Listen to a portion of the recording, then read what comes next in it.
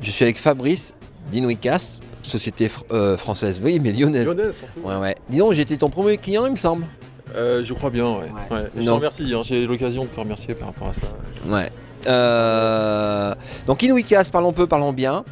Toi, tu fais la capture de ce qui se passe dans les salles de classe, vidéo et PowerPoint. Entre autres, on fait ce qu'on appelle du rich media, ce qui ne veut pas dire grand chose, mais ça, pour nous, ce que ça veut dire, c'est simplement... Du média enrichi. Du média enrichi, mais c'est la capture de vidéos et support de présentation dans différents contextes. Ça peut être une salle de cours, ça peut être une conférence, ça peut être l'enseignant seul devant son écran qui s'enregistre avec sa caméra en passant ses diapositives.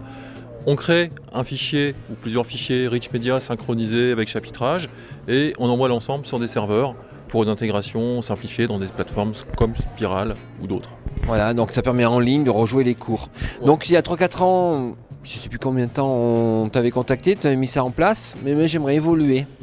Qu'est-ce que tu me proposes, Fabrice? Alors sur l'évolution déjà, sur l'évolution des solutions, on a développé une gamme de boîtiers d'enregistrement.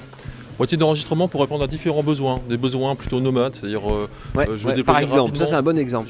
Je veux déployer rapidement une solution dans une salle de cours qui n'est pas équipée. Donc, ou filmer une réunion de laboratoire, une petite conf, un truc comme ça. Une petite réunion. J'ai ce type de boîtier qui va me permettre de capturer donc, une vidéo avec une caméra simple, c'est une petite caméra du commerce, ça peut être une caméra professionnel, HD, qui rentre en SDI, etc.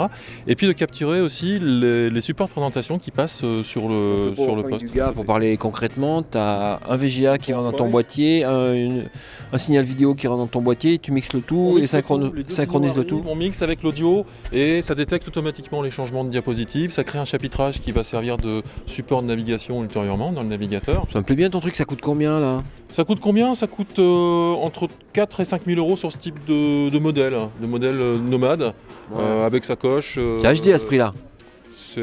À 5 000 euros, c'est HD. Voilà, 5 000 euros, c'est HD. Et bon, voilà. D'accord, on fait quelques remises. Donc à la fin, ça pousse automatiquement sur un serveur. On peut le pousser sur un serveur. On a maintenant, dans les nouveautés, on a des fonctionnalités de post-production entre guillemets, c'est-à-dire on a développé un éditeur HTML5, ce qui est un peu la thématique aussi ici, qui va permettre de revenir, de changer des diapositives, d'ajouter des éléments, d'enrichir des éléments de type annotation, sous-titres, créer des extraits facilement en fait, et le faire directement dans un navigateur web. Et après intégrer tout ça dans une plateforme pédagogique, simplifier ce processus en fait de captation jusqu'à la diffusion dans la plateforme. D'accord, donc ça c'est la première nouveauté, la portabilité. Dans ce coin-là, il y a un autre truc pas mal là, tu m'as parlé. Voilà, donc ça c'est un nouveau concept qui va permettre de piloter une présentation et de s'enregistrer en même temps. Donc c'est un petit studio d'enregistrement personnel. L'écran va servir de prompteur, on va passer la présentation. On a la possibilité d'intégrer une vidéo en vignette, la vidéo de la personne qui parle. Et puis on va faire un enregistrement HD ou Full HD de l'ensemble. Et de la même manière, envoyer ça sur un serveur. La petite nouveauté, le petit plus, c'est qu'on a couplé ça avec un petit capteur Kinect pour pointer des éléments sur l'écran, pour changer de diapositive, pour faire un zoom. Et on a prévu également d'intégrer la possibilité de manipuler des objets 3D. Directement, si j'arrive sur une présentation sur un PowerPoint où j'ai un objet 3D, je vais pouvoir le manipuler et enregistrer cette manipulation. Donc ça peut être intéressant pour enregistrer des contenus 3D. All-in-one. All-in-one. Et par là, tu as de nouveaux trucs aussi? Alors, nouveaux trucs, des applications pour mobile qui seront bientôt disponibles sur le market. Donc là, je retrouve ma vidéo, le chapitrage et le PowerPoint. On retrouve la vidéo, le chapitrage, la possibilité de faire du pinch to zoom. Mais dis donc, ton truc là, il était en flash avant? Alors il est en flash et il est en HTML5 puisqu'on est amené évidemment à évoluer par rapport à ça. Bon, dans les nouveautés... Donc tu as une application HTML5, c'est ça, ton player permet d'avoir ça sur un iPad. Voilà, là on arrive à avoir ça sur un iPad, sur un Android, c'est gratuit.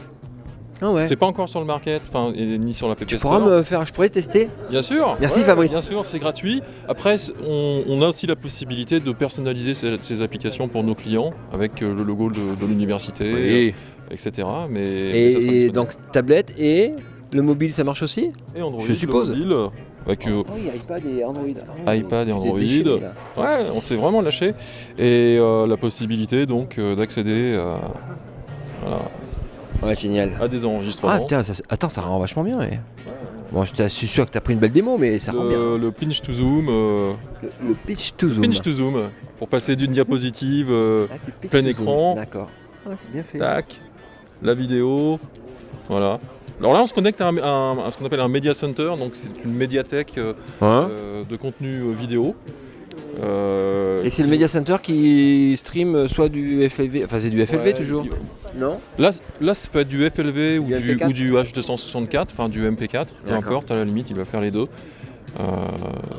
Bon, faut que tu passes me voir, hein. Faut qu'on regarde ce qu'on va prendre et ce qu'on installe. Merci Fabrice pour Merci à vous. d'être venu parmi nous et nous montrer tout ça. Merci. Hein. À bientôt. Ciao.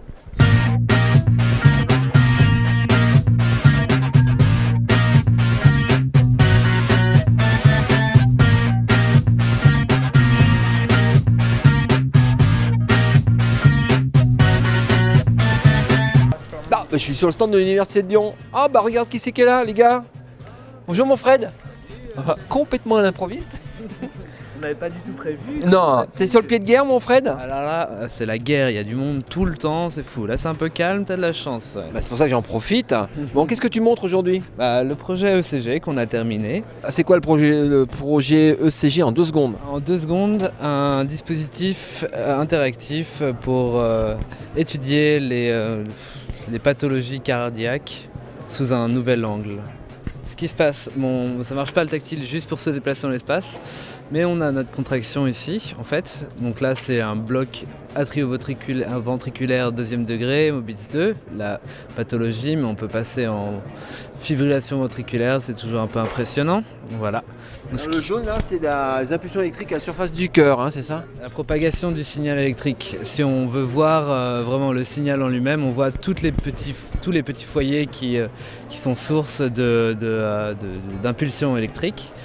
Voilà, on peut mettre d'autres pathologies, choisir de ralentir ou accélérer le mouvement. Donc, ce qui est important à dire, c'est les mouvements du cœur, les impulsions électriques, on voit les ventricules, on voit les valves et tout ça en 3D.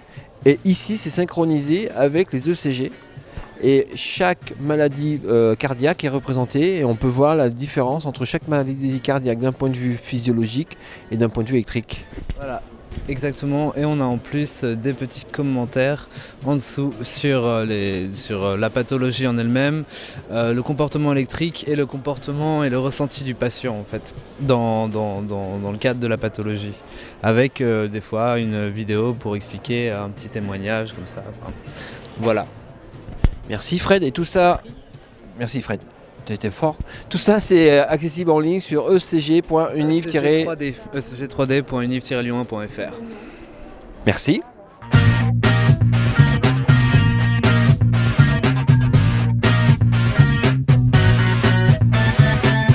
This is the end. 2012 is end. This is the end. We are closing the door. We are going. But for next year, where we are going next year, Guy? Where we are going next year for Dub? Brazil. Where? Rio de Janeiro. Brazil, Rio de Janeiro. And are you ready for next year? Yes, immediately. Yes. Are you? The success of this event, we are ready. You like Lyon? Yes, very much. Very I much. love it. I had a great time here. No. Yes, I had. Okay, we are ready to go to see you in Rio next year. Welcome in Rio de Janeiro, May 2013. Thank you, Guy. Thank you and come Thank to Rio. you. Come to Brazil. Yes, come over.